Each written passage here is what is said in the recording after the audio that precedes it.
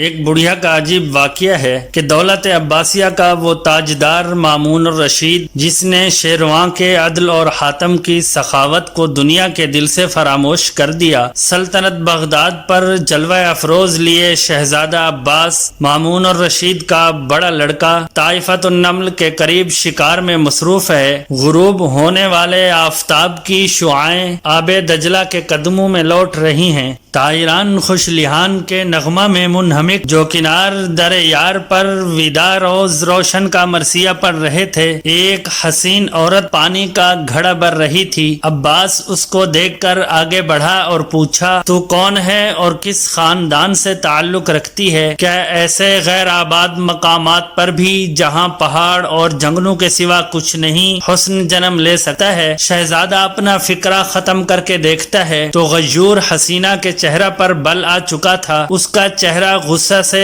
تمتما اٹھا۔ اس نے شہزادے کا سوال حقارت سے ٹھکرا دیا اور آگے بڑھ گئی۔ باپ کی عظیم الشان حکومت کا جن عباس کے سر پر سوار تھا، حکم دیا اس مغرور عورت کا حسب و نسب معلوم کرو اور میری طرف سے نکاح کا پیغام دے دو۔ نوکر چاکر اس عورت کے پیچھے روانہ ہوئے۔ شہزادہ نے اپنا شکار ملتوی کیا اور خیمہ میں آ کر خاموش بیٹھ گیا۔ آدھی رات تک اسی الجھن میں گرفتار رہا، کبھی خیمہ سے باہر آتا تھا، کبھی اندر۔ اتنے میں ایک خادم نے آ کر عرض کیا، عورت خاندان برامکہ کی لڑکی مغیرہ بنت ازدار ہے، وہ 2 بچوں کی ماں اور حسین ابن موسیٰ کی بیوہ ہے۔ اس کے ورثاء میں سے اب کوئی زندہ نہیں، صرف 2 معصوم بچے ہیں۔ نکاح کا پیغام اس کے واسطے قیامت سے کم نہ تھا۔ آپے سے باہر ہو گئی اور یہ الفاظ کہے، ہارون ہماری جانیں تباہ کر چکا، اب مامون ہماری عزت کے در پہ ہے، لیکن عباس یاد رکھے کہ اس کی شہزادگی کو اس ٹوٹی پھوٹی جھونپڑی کی دہلیز پر دونوں ہاتھوں سے مسل دوں گی۔ رات کا پردہ دنیا کے چہرے سے اٹھا، ادھر صبح صادق آل برامکہ کی بربادی کا نوحہ کرتی ہوئی نمودار ہوئی، ادھر طائفۃ النمل کے مختصر سے مکان میں مغیرہ نے نماز فجر سے فراغت پا کر چھوٹے بچے کو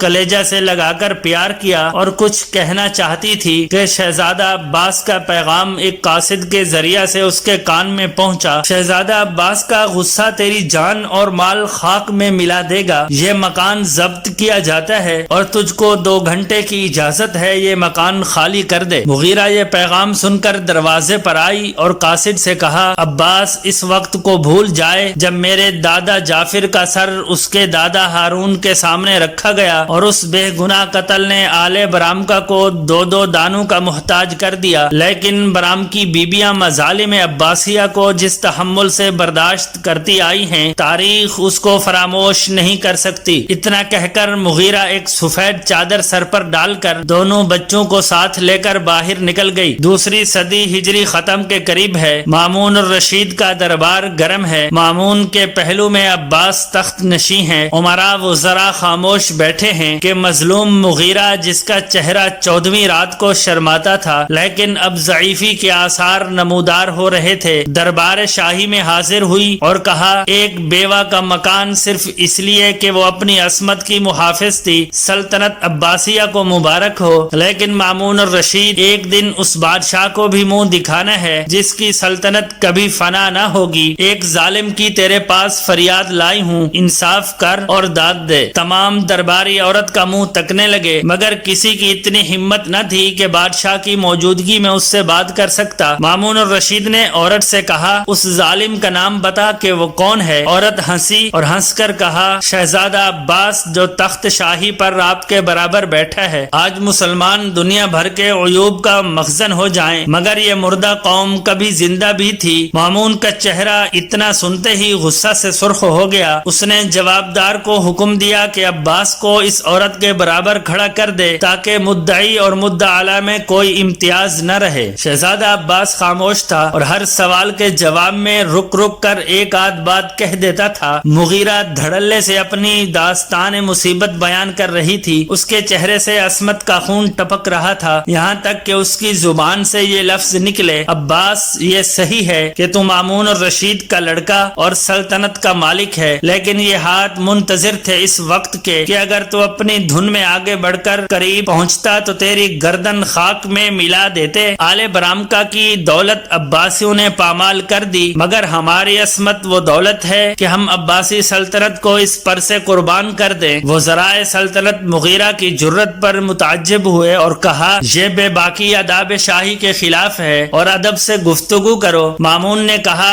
اس کو مت روکو، یہ حق رکھتی ہے کہ جو کچھ اس کے منہ میں آئے کہے، یہ صرف اس کی صداقت ہے جس نے اس کی زبان کو تیز اور اس کے حوصلہ کو بلند کر دیا، اور عباس کی کمزوری ہے جس نے اس کو گونگا بنا دیا۔ اسی وقت 5 تھیلیاں اشرفیوں سے بھری ہوئی اپنے ہاتھ سے لے کر مامون الرشید نے مغیرہ کے قدموں میں ڈال دی، اور نہ صرف اس کا مکان واپس کیا بلکہ ایک جلیل الشان محل قصر عباس میں مغیرہ کو عطا فرما کر درخواست کی کہ وہ شہزادے کا قصور معاف کر دے۔ امید ہے کہ آپ کو آج کی ویڈیو پسند آئی ہوگی۔ مزید اس طرح کی اچھی ویڈیوز دیکھنے کے لیے ہمارے اس چینل کو سبسکرائب کریں اور بیل آئیکن کو ضرور دبائیں تاکہ ہر نئی آنے والی ویڈیو آپ تک بر وقت پہنچ سکے۔ جزاکم اللہ۔